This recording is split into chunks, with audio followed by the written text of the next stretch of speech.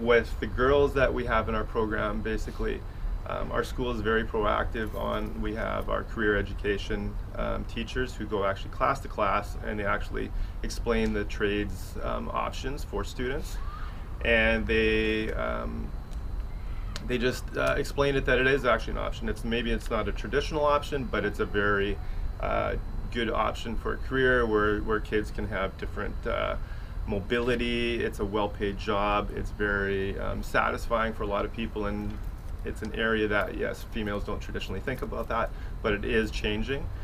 Yeah, I think a lot of our participation has to do with teacher engagement with the students and the relationships that get formed early in grade 8, grade 9. Number one is on all our correspondence, we always try to make sure there's a female and a male present, and drawing from the ITA resources. The second thing, last year at the trade fair, I tried an all-women's table where I had a plumber, an electrician, heavy-duty mechanic. These were all women in the trades who came to speak with students, and I also had a couple of students who were in the trades at the table. It was successful in the moment because the girls were drawn in. To encourage more female students to enter into trades training, we start earlier. And by doing so, we introduce students to a variety of trades that are available. We also help them to build their skills and discover new passions. As they enter into high school, we provide them with the mentorship of participating in the Women in Industry Conference, as well as to hear testimonials from previous female students and their success stories. We also get the parents on board by educating the parents on the different career programs that are available and how they align with local market trends and future labor needs. One of the things we're working on doing to attract more women to the skilled trades would be starting younger. So we're really reaching out to the middle schools.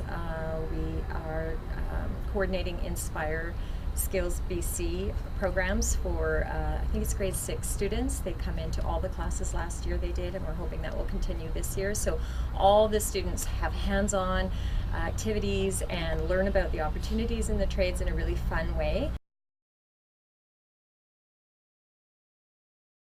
I think having a female instructor and letting them know the struggles that they went through, but also the benefits that they had from it, how they enjoy it, and it's a good career choice for women. Yeah, I think, it's tough.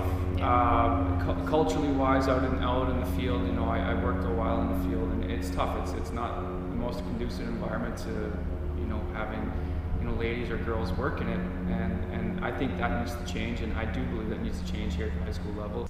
I think one of the big things for attracting girls into the trades or females into the trades is a little bit more of the cultural change. So getting rid of the stigma that it's a male-dominated work environment, which maybe it is currently, but at least provide them the opportunity that they can participate equally in these jobs. I think women in trades is becoming more common these days, but it's still really hard to find. Personally for me, as far as getting my friends to join us stuff, I really have to talk it up to them, tell them all of the good stuff, because there's a lot of scary things and things that you don't really get to experience unless you've been around it your whole life. So once you're 16 and 17, it's kind of a little late for a lot of people to start something brand new for them. So I think trades, when you're younger, is a lot more important too. Fiddling around when you're a kid, you kind of get to know things and stuff like that. So I think starting at a younger age might help a little bit more. Yeah, is to remember to have thick skin, because the industry still to this day, I know it's gotten a lot better since even when I worked in it, which isn't that long ago. That it's still tough. It can be tough on gals, and I think having a thick skin will certainly help them. And amongst anything else, is just to realize that respect is earned. And so if you've got the skills and the smarts and the know-how, no matter who it is, whether they're male or female, they're gonna respect you and honor that. And so just to work on your craft, right? To work on your skills, and don't focus on what other people are saying, just to really work on what it is that you can control, which is your skills and how good you are at doing your job. I think it's really important that we try to help them connect with female role models. who can talk to them about their experiences, both positive and negative, and give them some strategies for how to make the culture of the workplace work for them. Being successful in the trades for girls specifically, I think, is to make sure that there's a lot of support both in and out of school. So whether it's family support or support from their counselors or teachers that have sort of given them the kind of steps to get there, and provide that sort of necessary support to get them on their way. But they also have to have a willingness on their own to take on a challenge that may be more than what they would face in a more traditional career path.